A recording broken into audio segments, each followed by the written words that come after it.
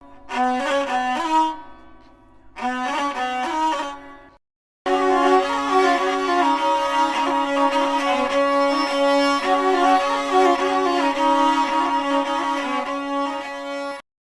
Students, TV school तुहाडा स्वागत करते हैं। अज असीं करन जा रहे हैं क्लास 10th का chapter number 9 heredity and evolution, lecture number 4। सो बच्चों, आप इस तो रिलेटेड अपने पिछले लेक्चर दे विच काफ़ी टर्म्स के बारे पढ़ चुके हैं। हैरिडिटी की हुंदा है कि ट्रांसमिशन ऑफ करैक्टर्स। उस तो बाद बच्चों आप पढ़िया कि विद द हैरिडिटी साडे कोल की है वेरीएशनस आंदियां ने इन द ऑफस्प्रिंग। ते असीं जेनेटिक्स च पढ़िया कि जेनेटिक्स की हुंदी, that is the study of heredity and variation. उस तो इलावा बच्चे आप पढ़ चुके हैं कि मैंडल ने डिफरेंट लॉज दिते सी। आप एक बार दोबारा सारा रिवाइज आउट कर लेंगे कि मैंडल ने किहड़े लॉज दिते सी।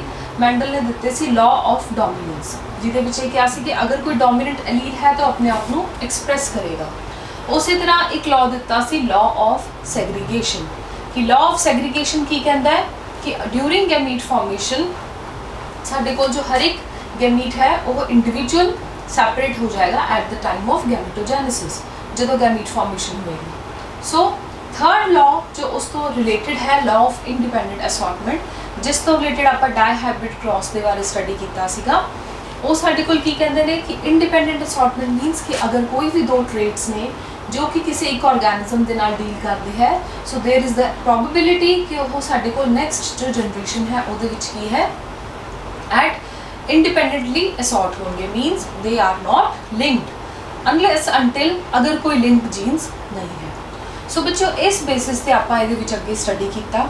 डिफरेंट डेफिनेशंस तुसी जान चुके हो। एलील्स की होंगे ने, फिनोटाइप की होंदा है, जीनोटाइप की होंदा है, मोनोहाइब्रिड क्रॉसेस किनू कहते हैं, डायहाइब्रिड क्रॉसेस किनू कहते हैं। सो ये कुछ बेसिक टर्मिनोलॉजीज ने जो कि जेनेटिक्स तो रिलेटेड ने। सो बच्चों, हुण आपां कुछ क्वेश्चंस अपने जो स्टडी करते हैं जो कि ऑलरेडी कुछ प्रीवियस ईयर क्वेश्चन पेपर्स दे विच आ चुके हैं। सो ये क्वेश्चंस थोड़े लिए कुछ समझने जरूरी जोड़े कि थानू कंसैप्चुअल भी स्ट्रॉन्ग करेंगे, प्लस असी अपने कुछ क्वेश्चंस डिस्कस करांगे जो कि इंपॉर्टेंट है, क्योंकि ये ऑलरेडी कुछ साल पहला आ चुके हैं previous year papers they which. So one of the question की है अ trait in an organism is influenced by. So trait की हुंदा बच्चों, ट्रेट हुंदा है करैक्टर। सो किसी भी ऑर्गेनिज्म के विच जो करैक्टर है या ट्रेट है वो कितना इन्फ्लुएंस होता है। Paternal DNA only, paternal means only from the father. Maternal DNA only from the mother. And third option है both maternal and paternal DNA. सो बच्चों, एंड फोर्थ ऑप्शन है साडे कोल neither bye paternal nor bye maternal DNA. सो बच्चों, आपा की पढ़िया सीगा कि साडे कोल अगर कोई भी नवी जनरेशन बनती तो नवी जनरेशन दे विच की है दोनों तरह के करैक्टर्स आते, फ्रॉम फादर भी और फ्रॉम मदर भी। सो इस तरह आप पी प्लांट दे विच स्टडी किया सी। पी प्लांट दे विच किसी करैक्टर दोनों मेल पेरेंट और फीमेल पेरेंट तो आते हैं। सो बेसिकली की है जो न्यू ऑफस्प्रिंग या न्यू इंडिविजुअल साडे कोल हुंदा है उहदे विच किस तरह के करैक्टर्स हुंदे हैं, that is the fusion of both maternal and paternal DNA. सो इसका करेक्ट आंसर की होया third option, both maternal and paternal DNA. Similarly एक और क्वेश्चन है जो आप स्टडी करते हैं, a cross between a tall plant. Tall plant होने थे बच्चों केड़ा लिता गया है होमोजाइगस डोमिनेंट। आप अपने पिछले लेक्चर दे विच पढ़ चुके हैं कि होमोजाइगस डोमिनेंट केड़े हुंदे हैं, जिन्हां दे विच प्योर कंडीशन हुंदी है और उन्हां च जिहड़ा एलील हुंदा डोमिनेटिंग फॉर्म च हुंदा है। सो क्रॉस किया गया between a tall plant and a short P plant. Short P plant की कैरी कर रहा है small T. So that resulted in progeny that were all tall plants. तो उस तो आप पढ़िया से अपने पिछले लेक्चर दे विच कि अगर फर्स्ट जनरेशन जी F1 जनरेशन बन रही है उहदे विच 100% जो प्लांट्स ने वो सारे के सारे की होंगे टॉल। हुण दा की अपने को the one of the possible answer की होएगा, फर्स्ट ऑप्शन है tallness is the dominant trait. सो बच्चों, फर्स्ट आंसर ही की है ऑप्शन की है करेक्ट आंसर है कि जो टॉलनेस है वो की है डोमिनेंट ट्रेट है, क्योंकि आपा की पढ़िया सी कि अगर कदे भी दो कंट्रास्टिंग करैक्टर्स होंगे, मीनस अगर किसी भी एलील दियां दो ऑल्टरनेटिव फॉर्म्स है, जिमें कि मैंडल ने अपने फर्स्ट लॉ दे विच किया सी, लॉ ऑफ डोमिनेंस दे विच। सो उन्हां दोनों ऑल्टरनेटिव फॉर्म्स दे विचों कौन एक्सप्रैसिव होएगा, जो कि साडे कोल डोमिनेंट जीन होएगी। सो डोमिनेंट एलील कैपिटल टी ते स्मॉल टी दे विचों किहड़ा होया साडे कोल कैपिटल टी। सो अल्टीमेटली जो फर्स्ट जनरेशन प्रोड्यूस होएगी वो किस तरह की होएगी साडे कोल टॉलनेस। सो बच्चों दा करेक्ट आंसर साडे कोल की है that is tallness is the dominant trait. उस तो बाद आता है बच्चों साडे कोल next question, the Mendel's experiment to show that trades may be dominant over recessive. कि जो मेंडल ने एक्सपेरिमेंट किया किस लिए किया कि ताकि शो करन कि जेडे भी साडे कोल ट्रेड्स ने या तो वो साडे कोल की है डोमिनेंट ने या वो रिसेसिव ने। सो मेंडल ने वो एक्सपेरिमेंट किस तरह कंडक्ट किया, how he conducted his experiment. सो सब तो पहला मेंडल ने की किया, ही conducted breeding experiments in garden pea. सो उन्होंने गार्डन पी प्लांट सिलेक्ट किया और उन्होंने ब्रीडिंग करवाई, सैल्फ पॉलीनेशन क्रॉस पॉलीनेशन। सो सैल्फ और क्रॉस पॉलीनेशन दे विच उन्होंने देखा कि जो डिफरेंट रेशोज है वो प्रोड्यूस हो रही हैं। Then he selected only the pure plant. Further उन्होंने की किया कि सिर्फ और सिर्फ होमोजाइगस फॉर्म्स सिलेक्ट की। प्योर प्लांट मीन्स या तो होमोजाइगस डोमिनेंट होंगे या होमोजाइगस की होंगे रिसेसिव। तो उन्होंने हेट्रोजाइगस प्लांट्स को डिस्कार्ड कर दिया। सो बच्चों फर्स्ट ऑफ ऑल उन्होंने पी प्लांट को सिलेक्ट किया, उन्होंने विचों भी फर्दर किहड़े सिलेक्ट किए, होमोजाइगस फॉर्म्स सिलेक्ट कीतियां। Then he produced first generation by crossing them. फिर उन्होंने उन्होंने प्लांट्स को फर्दर किवें सिलेक्ट किया by crossing these plants homozygous forms में। सो रिजल्टिंग कि जो साडे कोल नेक्स्ट जनरेशन बनेगी वो किस फॉर्म च बन जाएगी, in the form of heterozygous. But phenotypically external characters उस प्लांट दे की हुए, he found that all the plants were tall। उन्होंने की देखा कि जिन्ने भी प्लांट सी वो सारे टॉल सी, बट उन्होंने जीनोटाइप की कैरी कर रहा सी, उन्होंने जीन्स की सी, they were heterozygous। So further जो उन्होंने उन्होंने सेल्फ फर्टिलाइज करवाया, means the same flower acting as the male parent and female parent, तो उन्होंने second generation of hybrids produce की। सो बच्चों जो उन्होंने सैकेंड जनरेशन प्रोड्यूस की तो उन्होंने को किस फॉर्म के विच ratio I, they found the ratio of 3:1। 3:1 means जिहदे विच साडे कोल 3 प्लांट्स इदां दे सी जो कि सी टॉल एंड 1 रेशो इदां दी आई जो कि सी ड्वार्फ। सो बच्चों ये सी साडे कोल फिनोटिपिकली कि मेंडल ने किदां साडे कोल एक्सपेरिमेंट कंडक्ट आउट किया। नेक्स्ट है बच्चों अपने कोल क्वेश्चन, एक बहुत इंपॉर्टेंट क्वेश्चन है, how does the creation of variations. आप वेरिएशंस पढ़ लिया, हेरिडिटी पढ़ ली। हेरिडिटी होंगी है ट्रांसफर ऑफ करैक्टर जो अपने कोल पेरेंट्स टू द ऑफस्प्रिंग, जो इनहेरिट हो रहे हैं। और वो जेडे करैक्टर्स इनहेरिट हो रहे अगर उन्होंने विच डिफरेंसेस आ रहे हैं विद इन द इंडिविजुअल, उन्होंने आपां की कहने हाँ वेरिएशंस। सो हुण जो क्वेश्चन है, how is the creation of variation, कि अगर वेरिएशन क्रिएट हो रही है, वेरिएशन हो रही है किसी भी स्पीशीज च, दैट प्रमोट सर्वाइवल। वो किस तरह सर्वाइवल को प्रमोट करती है कि जो वेरिएशन हो रही है वो गुड ने सर्वाइव कर रही है जो नेक्स्ट जनरेशन है या किल हो रही है। सो बच्चों basically sometime for a species जो एनवायरमेंटल कंडीशंस है दे चेंज ड्रास्टिकली। जनरली जो वेरिएशंस आती हैं उन्होंने अलग अलग रीजनस है। सो उन्होंने जो वन ऑफ द रीजन है कि अगर एनवायरमेंट कंडीशंस चेंज हो जाए तो की होएगा, उस स्पीशीज की होंगियाँ ड्रास्टिकली बदल जाएंगियाँ, that their survival becomes difficult। अगर इन केस वो स्पीशीज अडेप्ट नहीं हो पाई तो उन्होंने सर्वाइवल की हो जाएगा डिफिकल्ट हो जाएगा। सो बच्चों वेरिएशंस दे विच की है, अगर अकॉर्डिंग टू एनवायरमेंटल कंडीशंस कुछ भी अगर उन्होंने विच अडेप्टेशन नहीं आ रही तो अल्टीमेटली स्पीशीज की हो जाएंगी, दे विल डाई। सो आप एक एग्जाम्पल दे नाल बेटर समझते हैं, लाइक अगर temperature if the temperature of water increases suddenly, अगर आप पानी का टैंपरेचर की है नॉर्मल है, ठीक है, असी पानी का टैंपरेचर इंक्रीज करता की होंगे, most of the bacteria living in that water would die. जिन्ने भी बैक्टीरिया होंगे उस एक मॉडरेट टैंपरेचर के ऊपर सर्वाइव कर रहे होंगे। हुण जिवें ही असी उस पानी का स्ट्रैस देता वो हुण स्ट्रैस की होया, ऑलरेडी उन्होंने टैंपरेचर की चल रहा सी नॉर्मल टैंपरेचर, उन्होंने एनवायरमेंटल कंडीशंस किद्दां बदल गई, एनवायरमेंटल कंडीशंस बदल गई with the rise in temperature, temperature बढ़ गया। सो टैंपरेचर बदलने दे नाल की होएगा बच्चों, जिन्ने भी साडे कोल ज़्यादातर bacteria, most of the not all, ज़्यादातर जो बैक्टीरिया दे वुड डाई, वो खत्म हो जाएंगे। only few variants resistant to heat would be able to survive. अगर ज़्यादातर बैक्टीरिया खत्म हो जाएंगे, कुछ इदां दे होंगे 2-3 जो कि सर्वाइव कर जाएंगे। हुण सर्वाइव किहड़े करनगे? ਜਿਹੜੇ ਇੰਨੇ ਜ਼ਿਆਦਾ ਟੈਂਪਰੇਚਰ ਰਾਈਜ਼ ਕੀਤੇ ਨੂੰ ਟੋਲਰੇਟ ਕਰ ਰਹੇ ਨੇ। ਸੋ ਬੱਚੋ ਜਿਹੜੇ ਇਸ ਤਰ੍ਹਾਂ ਦੀ ਸਪੀਸ਼ੀਜ਼ ਹੁੰਦੀਆਂ ਨੇ ਜਿਨ੍ਹਾਂ ਦੇ ਵਿੱਚ ਥੋੜਾ ਬਹੁਤ ਅਡੈਪਟੇਸ਼ਨ ਆ ਜੇ, ਉਹਨਾਂ ਨੂੰ ਅਸੀਂ ਕਹਿ ਦਿੰਦੇ ਹਾਂ ਰੈਜ਼ਿਸਟੈਂਟ ਸਪੀਸ਼ੀਜ਼। ਮੈਂ ਇੱਥੇ ਇੱਕ ਵਰਡ ਯੂਜ਼ ਕੀਤਾ ਹੈ ਰੈਜ਼ਿਸਟੈਂਟ, ਮੀਨਸ ਜੋ ਅਡੈਪਟ ਹੋ ਚੁੱਕੇ ਆ। ਸੋ ਹੁਣ ਇੱਥੇ ਆਪਾਂ ਜਿਵੇਂ ਟੈਂਪਰੇਚਰ ਦੀ ਗੱਲ ਕਰ ਰਹੇ ਹਾਂ, ਸੋ ਟੈਂਪਰੇਚਰ 'ਚ ਜੋ ਕਿਲ ਹੋ ਗਏ ਦੇ ਆਰ ਸੈਂਸਿਟਿਵ, ਔਰ ਜੋ ਅਡੈਪਟ ਹੋ ਕੇ ਸਰਵਾਈਵ ਕਰ ਰਹੇ ਦੇ ਆਰ ਰੈਜ਼ਿਸਟੈਂਟ। ਸੋ ਕੁਝ ਸਾਡੇ ਕੋਲ ਇੱਦਾਂ ਦੀਆਂ ਸਪੀਸ਼ੀਜ਼ ਹੋਣਗੀਆਂ ਜੋ ਕਿ ਸਰਵਾਈਵ ਕਰਨਗੀਆਂ if these variants were not there। अगर in case इदां ਦੀਆਂ स्पीशीज़ नहीं होंगी, कोई अडाप्ट नहीं करेगा, तो सारी दी सारी स्पीशीज़ की हो जाएगी, ख़त्म हो जाएगी। in case अगर इदां दी रेजिस्टेंट स्पीशीज़ है तो अल्टीमेटली की होएगा, with the rise in temperature sensitive की हो जाएंगे, किल हो जाएंगे।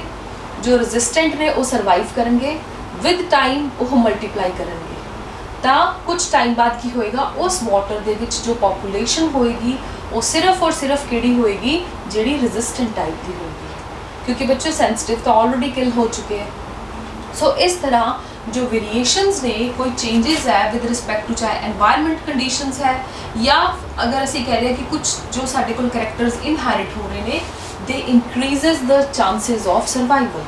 So sometimes variations are useful to, क्योंकि आप जनरली की कहने कि वेरिएशंस हार्मफुल होंदी है, बट समटाइम्स जो इस तरह के अडैप्टेशंस है, वेरिएशंस है, वो की होंदियां ने useful.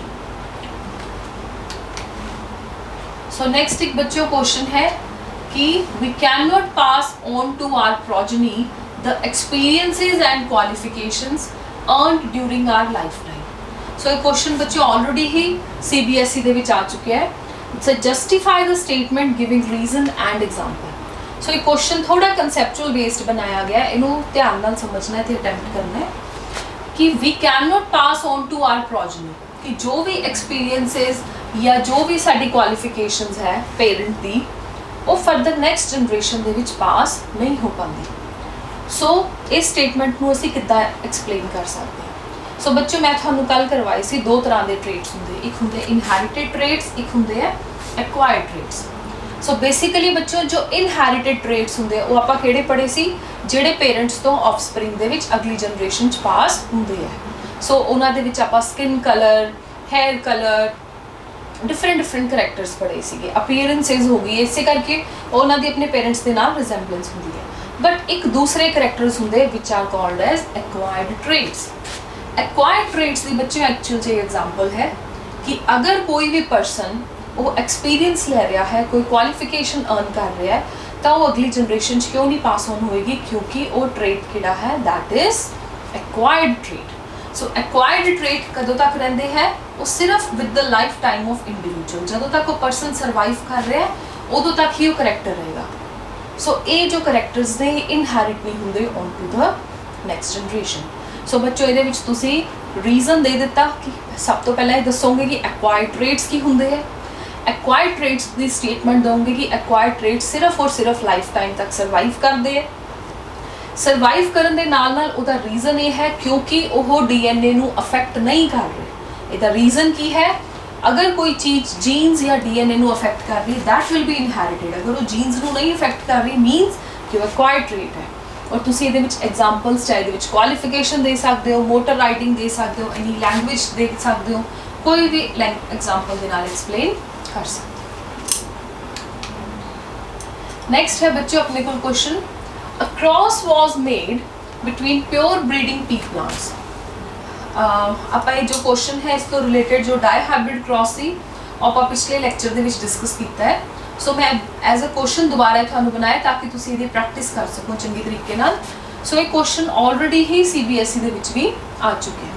So cross was made between pure garden pea plants. Pure garden pea plants लेते हैं, मीन्स दोनों पेरेंट्स की है होमोजाइगस है। One with round and green seeds, एक पेरेंट दे कोल केड़ा करैक्टर है, राउंड एंड ग्रीन सीड्स का, and other one will the wrinkled and yellow. सो बच्चे दे विच दो हो गए, एक होगी सीड दी शेप और दूसरा ट्रेट उन्होंने केड़ा लेता है, सीड दा colour. So right the phenotype of F1 progeny. F1 ਪ੍ਰੋਜਨੀ ਜੋ ਫਸਟ ਜਨਰੇਸ਼ਨ ਹੈ ਉਹਦਾ ਕੀ ਫੀਨੋਟਾਈਪ ਹੋਏਗਾ। ਓਨਲੀ ਬੱਚਿਓ ਫੀਨੋਟਾਈਪ, ਇੱਥੇ ਧਿਆਨ ਰੱਖਣਾ ਹੈ ਕੁਐਸਚਨ ਦੇ ਵਿੱਚ ਅਗਰ ਫੀਨੋਟਾਈਪ ਪੁੱਛਿਆ ਤਾਂ ਤੁਸੀਂ ਫੀਨੋਟਾਈਪ ਹੀ ਅਟੈਂਪਟ ਕਰਨਾ ਹੈ ਕਿ right the ਫੀਨੋਟਾਈਪ of the first ਪ੍ਰੋਜਨੀ and give reason for your answer. So according to are जो हुण तक दी आपां स्टडी कर चुके हैं कि जो फर्स्ट जनरेशन बनेगी अगर पेरेंट्स दोनों होमोजाइगस ने, one is dominant and other is recessive, तो हमेशा जो फर्स्ट जनरेशन की बनेगी हेट्रोजाइगस। सो ये 100% जो फॉर्म होएगी वो केड़ी होएगी हेट्रोजाइगस फॉर्म होएगी और उन्हां विचों जो एक्सप्रैस करेगा वो साडे कोल किहड़ा करेगा जिहड़े भी डोमिनेंट ट्रेट होणगे। सो ये तुसीं रीजन दे विच देना है। Another one is that write the different types of F2 progeny obtained along with their ratio when F1 progeny was selfed. So ਜਦੋਂ ਆਪਾਂ F1 progeny ਨੂੰ self ਕਰਵਾਤਾ, self means self pollination, so same parent acting as the male parent and female parent, ਤਾਂ F2 progeny ਦੀ किस तरह ਦੇ types ਹੋਣਗੇ। So basically ਬੱਚਿਓ ਇਹ ਹੈ ਇਹਦਾ ਆਨਸਰ। one side ਆਪਾਂ parents ਲੈ ਲਏ ਹੈ with the round and green seeds. So round is the dominant character, ਅਸੀਂ डिनोट किया है कैपिटल आर के नाल। दोनों एलील्स होमोजाइगस है, both are capital R. Similarly जो सेकंड करैक्टर है that is of green colour. Green colour में बच्चों अपने को की है ए डोमिनेंट करैक्टर है। सो डोमिनेंट करैक्टर जो है वो असी किस नाल किया है कैपिटल जी के नाल। साइड वाइज जो अनदर पेरेंट है वो दोनों रिसेसिव जीन्स कैरी कर रहे हैं, that is small R small जी। और during the time of gamete formation, जो गैमीट फॉर्मेशन वेले बच्चों हमेशा एक गल का ध्यान रखना है एक गैमीट दे विच इक्को ही करैक्टर आएगा, दोनों एलील्स इकट्ठे नहीं बनाने। जनरली स्टूडेंट्स की करते दोनों कैपिटल आर और स्मॉल जी इस तरह कर लेते हैं, बट दिस इज रॉन्ग। असी at the time of gamete अगर आप कला एक करैक्टर की गल करिए, अगर इत्थे कला राउंड होंदा तो साडे कोल गैमीट की बनना सी कैपिटल आर। हुण इत्थे साडे कोल दो करैक्टर्स आ गए राउंड ते ग्रीन, तो हम गैमीट दे विच दो करैक्टर्स इकट्ठे आएंगे capital R and capital G. अगर इत्थे लिख रहे हो तुसी कैपिटल आर दोनों जगह तो वो रॉन्ग है। सिमिलरली साडे कोल जिहड़ा होमोजाइगस रिसेसिव है उहदे गैमीट्स की बनेंगे small R and small G. After crossing जो फर्स्ट जनरेशन बनेगी जिद्दां कि आपां हुणे डिस्कस कीता वो बनी साडे कोल हेट्रोजाइगस फॉर्म। सो हेट्रोजाइगस किद्दां बनी, capital R combines with small R and capital G combines with small g. So इस तरह जो साडे कोल इहदा एक्सप्रैशन आएगा जो दा फिनोटाइप आएगा that will be round green. हुण बच्चों अगे जो ये साडे कोल F1 जनरेशन बनी जो असीं इहदी सेल्फ पॉलिनेशन करांगे ਤਾਂ सेल्फ पॉलिनेशन दे विच की है 4 different type of gametes बनणगे। So 4 different type of probabilities हो गई। सो 4 प्रोबेबिलिटीज दे विच साडे कोल फर्स्ट प्रोबेबिलिटी की है कि capital R and capital G from the one of the parent and similarly दूसरे पेरेंट तो भी यही है कि capital R and capital G. सो इस तरह बच्चों अगर दोनों फ्यूज कर रहे तो इस तरह की फॉर्म साडे कोल केड़ी बनेगी कैपिटल आर कैपिटल जी और इसका फिनोटाइप साडे कोल की होएगा round and green seeds. Similarly second type of जिहड़ा साडे कोल गैमीट दी टाइप बन रही है one is capital R capital जी। हुण असी जी कॉन्स्टेंट रख लिया, आर नू वेरी कर रहे हैं, एक बारी कैपिटल आर आ गया, सेकंड टाइम की आ गया small are. So small R capital जी। हुण असी नेक्स्ट की करांगे are capital R small ji and small R small G. सो बच्चों इस तरह की साडे कोल डिफरेंट फॉर्म्स बन जाएंगे। सिमिलरली इधर भी जो साडे कोल पेरेंट्स है सेम बनेगा capital R capital G, small R capital G, capital R small G, small R small G. So 4x4 Punnett square बनेगा, इनू पनेट स्क्वायर बोलते हैं। अगर आप मोनो हाइब्रिड क्रॉस करते हैं तो 2x2 का मीनस 4 डिफरेंट टाइप ऑफ कॉम्बीनेशंस आएंगे पनेट स्क्वायर। अगर असी 2 करैक्टर्स यूज कर रहे हैं तो उत्थे साडे कोल कितने बनणगे बच्चों 4 × 4। सो 16 डिफरेंट करैक्टर साडे कोल प्रोड्यूस होंगे। सो उन्हां 16 डिफरेंट करैक्टर्स दे विच साडे कोल की है जो रेशो आएगी दैट विल बी 9:3:3:1। सो ये बच्चों साडे कोल एक फिनोटिपिक रेशो आएगी। नैक्सट आ गए बच्चों साडे कोल होमोलोगस क्रोमोसोम्स। हुण आपां स्टार्ट करदे अपना टॉपिक, क्वेश्चंस आपां डिस्कस कर लेने। सो होमोलोगस क्रोमोसोम्स, देखो बच्चों होमोलोगस, होमो वर्ड मैं थानू पहला भी दस चुकी है, होमो मीनस सेम आइडेंटिकल टाइप्स के जो होंगे, लोजी मीनस जिन्हां दी जो साडे कोल सिमिलैरिटीज़ है वो काफ़ी सिमिलर ने एक दूसरे नाल। सो इस तरह के क्रोमोसोम्स जिन्हां दी शेप में सिमिलर है, साइज सिमिलर है, ईवन वो जीन्स भी सिमिलर कैरी करदियां ने, सिर्फ फर्क कित्थे हुंदा है उन्हां दी allelic forms they which. Jeans the position भी सेम होएगी, सिर्फ डिफरेंस की होएगा, किसी दे विच डोमिनेंट फॉर्म च होएगा, किसी दे विच वो रिसेसिव फॉर्म च होएगा। सो होमोलोगस क्रोमोसोम्स दी बच्चों की डेफिनेशन हुई, homologous chromosome is a pair of chromosome. ये हमेशा ध्यान रखना है कि जो होमोलोगस है वो हमेशा आप पेयर नूं गल करते हैं, सिंगल नूं नहीं। सो it is a pair of chromosomes of the same shape and same size, one from each parent. So both parents तो one जो साडे कोल है क्रोमोसोम आंदा है। So basically बच्चों जो जिस तरह दे भी करैक्टर्स है आपां कहंदे next generation they which new characters पांदे, वो किस तरह दे करैक्टर्स पांदे ने, सपोज करो one chromosome came from the paternal side, from the father side, and one from the mother side. So after fusion जो साडे कोल रेप्लीकेशन होएगी दोनों की डबलिंग होगी, हुण ये की हो गए होमोलोगस पेयर ऑफ क्रोमोसोम्स। जदों ये होमोलोगस हो गए तो नैक्सट की होएगा, इन्हां दियां जीन्स की होणगियां ये एग्जैक्ट ने सेम लोकेशन पे, सिर्फ फर्क की होएगा वन पेरेंट जो कैरी करेगा साडे कोल डोमिनेंट फॉर्म्स, अनदर कैरी करेगा साडे कोल रिसेसिव। और इस तरह भी हो सकता है कि दोनों ही डोमिनेंट कैरी कर रहे, दोनों ही रिसेसिव कर रही है। सो ये प्रोबेबिलिटी होगी। सो ये है बच्चों साडे कोल होमोलोगस क्रोमोसोम्स, उन्हां दे उपर किस तरह जीन्स एडजॉइंट हुंदियां ने आपस किस तरह दी उन्हां दी पोजीशन हुंदी है। सो असीं इन्हां चों एक जो क्रोमोसोम है वो लै रहे हैं from the male parent and one from the female parent. हुण अगर आपां इहदे विच कुछ करैक्टर कहिए, देखो इस इहदे विच हाईलाइट कीते पए ने अलग अलग तरह के characters like A B C. सो जो बच्चों ए बी सी है यह साडे कोल डिफरेंट जीन्स ने, और डिफरेंट जीन्स क्रोमोसोम के अलग अलग पोजीशनस ते पई। सो बच्चों इन्हां नूं कहंदे हां आपां जीन लोकस, जीन दी पोजीशन कित्थे है क्रोमोसोम के उपर। सो जीन दी पोजीशन जनरली जो भी साडे कोल पेरेंट क्रोमोसोम्स हुंदे हैं उन्हां दे विच एडजॉइनिंग ही हुंदी है, क्योंकि जो ह्यूमनस है या कोई प्लांट्स ने जिन्हां दी भी क्रॉसिंग्स हुंदियां ने उन्हां दे विच जनरली की है सेम टाइप ऑफ क्रोमोसोम हुंदा है, सेम नंबर ऑफ क्रोमोसोम हुंदा है, सेम साइज हुंदा है। सो इस करके जो एक्सचेंज होंदा है जेनेटिक का या जीन्स इनफॉर्मेशन का वो इसे करके होंदा है क्योंकि उन्हां दे विच जिहड़ियां जीन्स ने वो की होंदियां दे locate at the same position. So on the basis of this अगर सपोज करो ये दोनों करैक्टर्स नेक्स्ट जनरेशन च जा रहे हैं, सो जो फर्स्ट जनरेशन या जो नेक्स्ट इंडिविजुअल है that will B heterozygous for C, that is small C and capital C, heterozygous होया। उसी तरह होमोजाइगस रिसेसिव होएगा next generation for the B character, that is small B and small B. And similarly जो ए character है उहदे दी की होणगे homozygous dominant, capital A and capital A. सो बच्चों इस तरह जो साडे कोल क्रोमोसोम के ऊपर जो जीन्स या जो इंफॉर्मेशन कैरी हो रही ने उन्हां दे बेसिस ते साडे कोल डिफरेंट कॉम्बिनेशंस बनते हैं। नेक्स्ट आ गए अपने कोल टर्म है ऑटोसोम्स। सो बेसिकली बच्चों जो अपनी बॉडी दे विच सैट ऑफ क्रोमोसोम्स होंदे हैं वो तुसी सारे जानते हो कि 46 क्रोमोसोम्स होंदे हैं।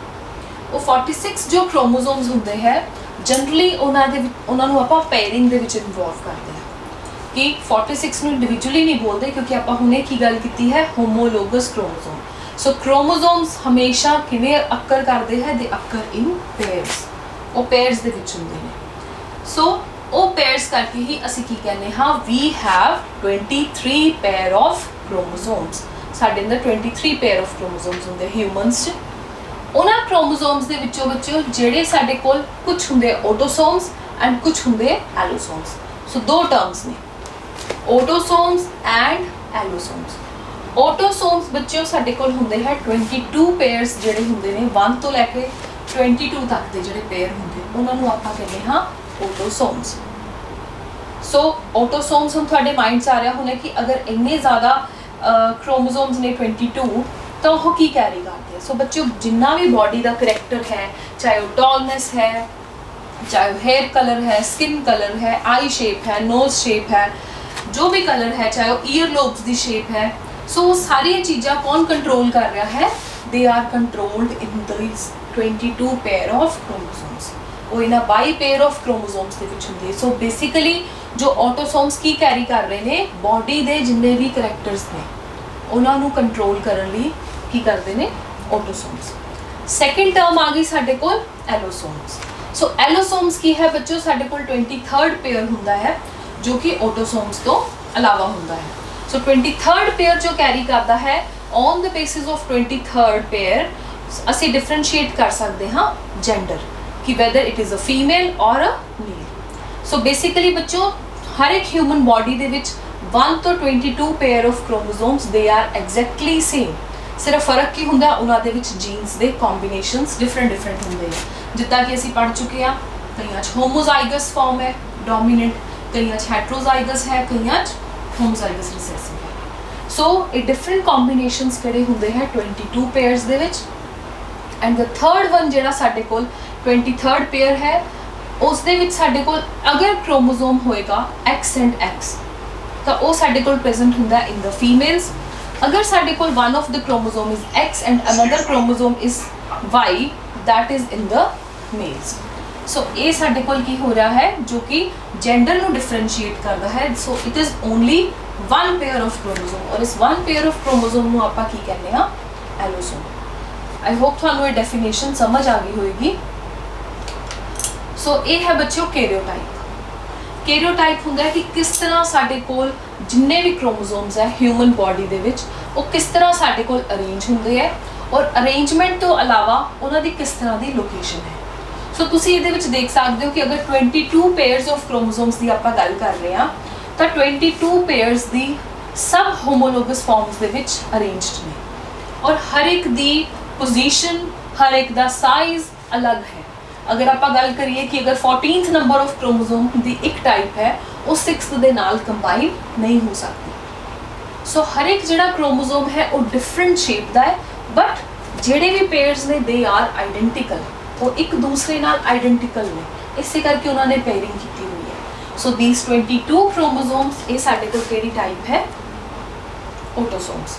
एंड जो 23rd पेयर आंदा है that is of X and Y। सो बच्चों ये एक तुसी याद रखना है कि अगर जो फीमेल्स है उन्हां दे विच दोनों केड़े हुंदे है साडे कोल क्रोमोसोम्स X और जो मेल्स हुंदे हैं उन्हां दे विच की हुंदे है X and Y। So on the basis of these अगर आप जिहड़े करैक्टर्स हुणे पढ़ के हटे हैं कि कईयां दे विच डोमिनेंट जीन है, कईयां दे विच रिसेसिव जीन है, उसी तरह बच्चों जो साडे कोल असीं कहने डिजीजेज है, कुछ साडे कोल ऑटोसोम्स भी डिजीज कैरी करते हैं। जिस तरह असीं कहने कि एलोसोम्स का जेंडर डिफरेंशिएट कर रहे कि whether it is a male और फीमेल। सिमिलरली जो ऑटोसोम्स ने जो बॉडी के बाकी करैक्टर्स नू कैरी करते उन्हां दे विच कुछ डिजीज लिंक्ड करैक्टर्स भी होंगे। और डिजीज लिंक्ड करैक्टर्स जिहड़े कैरी करते हैं वो किस तरह करते हैं, आप एक पैटर्न स्टडी करते हैं। सपोज करो कोई भी डिजीज़ है वो साडे कोल डोमिनेंट जीन है और वो साडे कोल अफेक्टेड है father. So father is a career, career दे विच वो प्रेजेंट है एंड वो केड़ी फॉर्म दे विच है heterozygous. So one of his chromosome is affected मीनस कि वो हेट्रोजाइगस फॉर्म च बट वो जिहड़ी डिजीज कॉजिंग जीन है that is in dominant form. So it means अगर डोमिनेंट है तो उस जीन ने एक्सप्रेस करना है, अगर वो एक्सप्रेस करेगा तो की होएगा, वो कैरी करेगा वो character, so that will be affected. Similarly the another type जो मदर है that is homozygous recessive means mother is unaffected from the disease. हुण बच्चों प्रोबेबिलिटी की होएगी, वन ऑफ द प्रोबेबिलिटी कि जो फादर दे दो क्रोमोसोम्स ने उन्हां विचों वन ऑफ द क्रोमोसोम आएगा, अगर तो वो बच्चों साडे कोल अनअफेक्टेड आएगा क्योंकि इन बोथ टर्म्स मदर दे कोलों रिसेसिव जीन ही आ रही है and father carries the dominant gene. So there are the 4 different combinations, उन्हां विचों हाफ प्रोबेबिलिटी है, 50% प्रोबेबिलिटी है कि father will carry the that will give the affected one gene. सो अगर वो अफेक्टेड आ रही है so as a result of dominant gene जो चाइल्ड है that will also be affected. So इस तरह बच्चों जो कुछ साडे कोल डिजीजेस होंदियां they are autosomal linked diseases. Autosomal means जो बॉडी दी जीन्स नू ਜਿਹੜੇ क्रोमोसोम्स ने उन्हां दे विच ਉਹ जीन्स ਹੁੰਦੀਆਂ ਨੇ कि अगर ਉਹ पेरेंट्स कैरियर ने इन केस ਉਹ कैरियर किसी भी फॉर्म 'ਚ ਹੋ ਸਕਦੇ, ਚਾਹੇ ਉਹ ਡੋਮੀਨੈਂਟ ਜੀਨ ਦੇ कैरियर है चाहे ਉਹ रिसेसिव जीन ਦੇ कैरियर है, बट नैक्सट जनरेशनस ਦੇ ਵਿੱਚ ਉਹਨਾਂ ਦੀ ਪ੍ਰੋਬੇਬਿਲਿਟੀ ਹੁੰਦੀ ਹੈ कि ਉਹ ਅੱਗੇ एक्सप्रैस कर ਸਕਣ। नैक्सट आ गया बच्चों अपने कोल, how can you determine the gender of a new born individually genetically. सो किसी भी न्यू बॉर्न जिहड़ा है उहदा आपां जेंडर किस तरह डिस्क्रिमिनेट कर सकते हैं। सो डिफरेंशिएट किद्दां कर सकते हैं आप उहनां दे विच। सो बेसिकली बच्चों आपां पढ़िया कि जो एलोसोम्स ने उहनां दे विच साडे कोल फादर और मदर दे विच सिर्फ एक जेंडर डिफरेंस है, that is father carry the X and Y chromosome and mother carry only the X and X chromosome. So बच्चों ड्यूरिंग द गैमीट फॉर्मेशन जो मदर है उहदे कोलों सिर्फ सिंगल टाइप ऑफ क्रोमोसोम आएगा, that will be only of the X type, and जो father है उहदे कोलों दोनों टाइप्स आएंगे, ईदर द एक्स टाइप और द वाई टाइप। सो इतने 50% प्रोबेबिलिटी है that it will carry the X type और it will carry the Y type. So in case अगर X chromosome comes from the father and X chromosome comes from the mother, so resulting साडे कोल जो genotype बनया बच्चे की बनया double x. सो जो ऑफस्प्रिंग होएगा वो की होएगा डॉटर होएगा। सिमिलरली अगर फादर तो साडे कोल वाई कैरी कर रहे क्रोमोसोम एंड मदर तो सेम केस एक्स कैरी कर रहे, सो जो रिजल्टिंग चाइल्ड होएगा वो की होएगा सन होएगा। So on the basis of X and Y chromosomes उन्हां दी जो लिंकेजेस है देयर इज द 50% प्रोबेबिलिटी कि दैट विल द रिजल्टिंग जो ऑफस्प्रिंग है that can be a son और daughter. So on the basis of this एक question आप अटेम्प्ट करते हैं, a zygote which has an X chromosome inherited from the father that will develop into.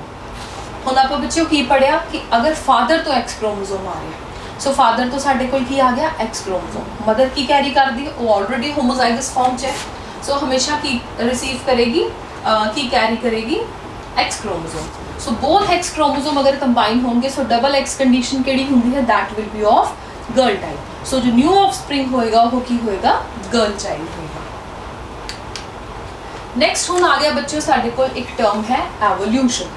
So evolution बच्चों आप अपने अगले lecture दे विच discuss करांगे एवोल्यूशन किस तरह हुंदा है। ये एक naturally occurring slow and continuous irreversible process है जो कि स्लो प्रोसेस है और ये एक सीक्वेंस बेस्ड है कि रिपीटेडली चलती रहती है और नैचुरल है। सो बच्चों ये विच साडे कोल जो एवोल्यूशन है वो डिफरेंट तरीके नाल हुंदी है। ये मैं थानू एक इंट्रोडक्टरी दस रही हूँ जो कि आप अपने अगले लेक्चर च स्टार्ट करांगे कि जो एवोल्यूशन है that can be due to variation. Evolution हो सकती है हेरिडिटी करके भी, मिक्सिंग ऑफ जीन्स, या ड्यू टू डिफरेंशियल रिप्रोडक्शन, कुछ रिप्रोड्यूस कर रहे हैं कुछ रिप्रोड्यूस नहीं कर रहे। So on the basis of this साडे कोल की है एवोल्यूशन हुंदी है। So the Charles Darwin one of the scientist सीगे जिन्हां ने थ्योरी दी ऑफ नैचुरल सिलेक्शन। सो उन्होंने की किया, it is not the strongest of the species that survive nor the most intelligent but the one most responsive to change. So with the change जो सब तो ज़्यादा चेंज हो रहा है, अडेप्ट कर रहा है अपने आप को, that will be the survival of the fittest. So उन्होंने survival of the fittest theory दी जिहदे विच की किया कि सर्वाइव वही करेगा जो अपने आप को अडेप्ट करेगा और उस एनवायरमेंटल कंडीशंस च फिट हो जाएगा, जिवें कि बच्चों आप बैक्टीरिया के बारे पढ़िया। सो अब अपने अगले लेक्चर दे विच इस रिगार्डिंग डिस्कस करांगे। आप स्टार्ट करांगे एवोल्यूशन तो। आई होप थानू ये लेक्चर समझ आया होगा। Thank you.